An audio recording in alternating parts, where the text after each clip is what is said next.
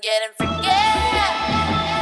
Hi there folks, it's Deni. Well, I don't think simulators are that popular a game category, but anyway, it has its fans, and it seems quite logical, because they literally allow us to do things that we could never do in real life. Basically, that's what simulation games are all about, and the more features they have, the better they are, and that's exactly the kind of simulators I'm gonna to show you today. But before we begin, don't forget to hit the like button and subscribe if you are new to the channel. Okay, let's get started.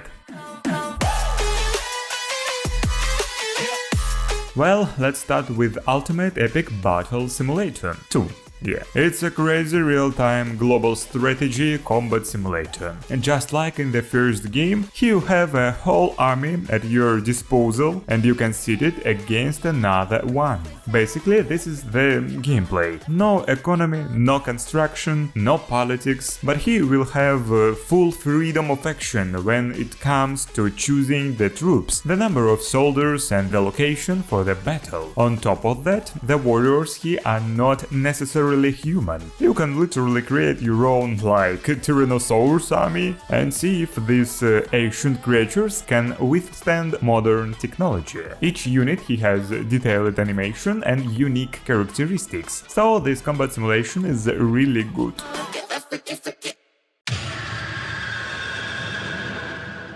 Did you know that God Simulator was released almost 10 years ago? Well, now you know, do you feel old already? And that then, as now, this simulator with sandbox elements has a huge popularity. You can do just a bunch of interesting and very unusual things here, like fly on jetpacks, perform complicated acrobatic tricks, jump with a parachute, go to the yoga studio to restore inner balance, and then tear down some building to the ground. The basic mechanics haven't changed much since the first game. The god can still cling to objects with its long tongue, jump high, drive cars, hit people and make the kind of chaos you couldn't ever dream of. And next we have Deeeer Simulator, and it's somewhat similar to the God Simulator we just talked about. But here, well, you play as a deer, as a crazy deer to be exact. He will have to wreak real havoc in a human city. He will have full leeway, you can commit illegal actions like running over cars at full speed or shooting people and local animals. The environmental elements here are also destructible. But if you get too involved, a police squad of sheep will come to you. And if you get tired of creating mayhem and want something more peaceful, you can do that too. For example, you can say hello and start a conversation with the passers-by, sit down on a bench or even dance.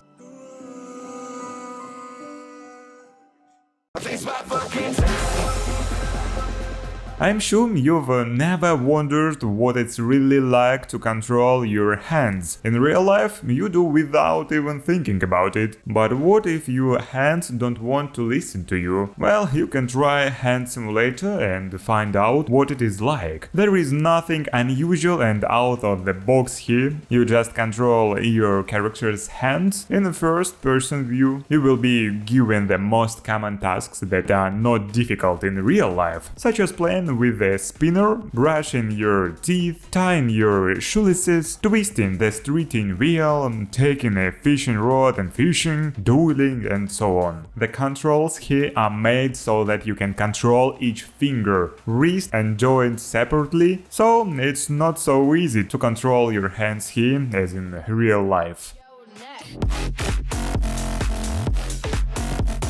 In Prison Simulator, you will be playing a role of guard in the prison. The main character was promoted and was transferred to the prison, so he could do his best to make the prison work properly. Here you have to meet some new prisoners, search cells and criminals for contraband, confiscate prohibited items, keep order and security, resolve conflicts in time, and remember to comply with the legal prisoners' requests, lest a riot breaks out out, and that would be bad, really bad. In general, here you are also free to do whatever you want, but remember that all your actions will in one way or another affect the relationship with the administration or prisoners, so advise you not to abuse your power.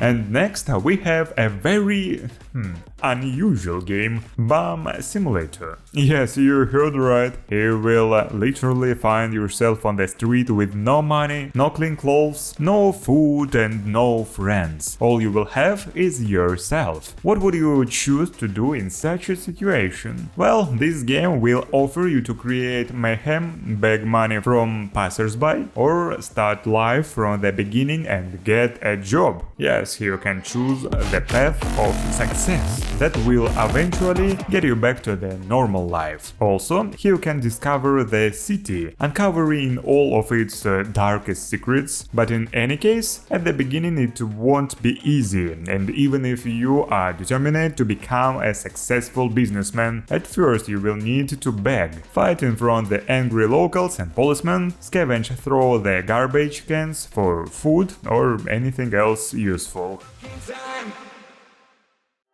And I ain't stopping.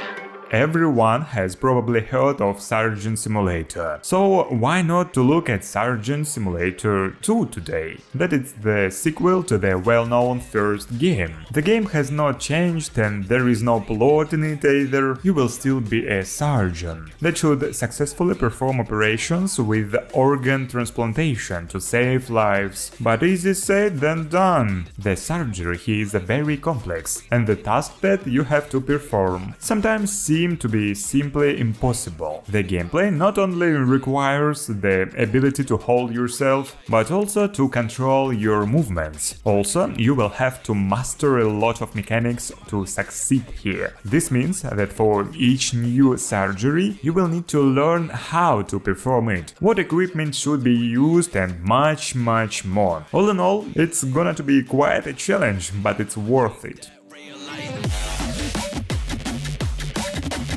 And then we have Placid Plastic Duck Simulator. You will be able to dive into the fun adventures of a little rubber duck and swim with it in the beautiful waters areas. The game is perfect for those who want to relax a little. There are no tense fights and struggle for survival, just sunshine, muffled sea sounds, water slides, and a relaxing melody on the radio. Simply put, all you have to do here is swim in the pool and explore stuff. Yes, this kind of gameplay may seem boring to some, but trust me, it's still better than a rock simulator. Next we have Despot's game, Dystopian Battle Simulator, but it's not a simulation in its typical form. Rather, it's a kind of mix of strategy, RPG and simulation. As for gameplay, well, it's relentless slashing in a dark post-apocalyptic maze. The events of the game begin with naked and oblivious people waking up in a dark maze filled with traps, monsters and all sorts of other creatures. At the beginning of each battle, there is a certain tactic, all actors take their positions, and that's when the crazy battle begins. But be prepared, if you lose all your fighters, you'll fail, and you'll have to start all over again. Well, not all of us know what parenthood is yet, but each of us can try Mother Simulator and find out how it feels. The gameplay here is pretty simple. You have to watch your baby, feed him, change his diapers, wash him, basically all that baby care stuff. This game is a first-person view, so you can fully immerse yourself in the atmosphere of hard days of being a mother of a little child, who requires your attention literally every minute. Each level will be more and more difficult and require more and more efforts to win, but if you do everything right, at the end you'll have a satisfied and happy baby waiting for you. What could be better? Ravenous Devils is a quite unusual cooking simulator with elements of horror and black humor, little bit. The main character here are Percival and Hildred, yeah, two characters, and they want to get rich as quickly as possible in a new city. They have bought a dilapidated two-story building with an atelier and a cafe inside, except they didn't have the money to buy everything they needed to set it up. And then they had a genius idea. Percival decided to kill his potential customers, take out their clothes to create new costumes, and dump their corpses in the kitchen, with Hildred in charge of cooking delicious dishes from, well, human meat. Well, something like that. You have to develop the business to ensure that everything went according to plan and that these brilliant businessmen are not caught red-handed, to advise the institution and, in general, to arrange it. Warning, just do not use the business model in real life, it has zero customer focus.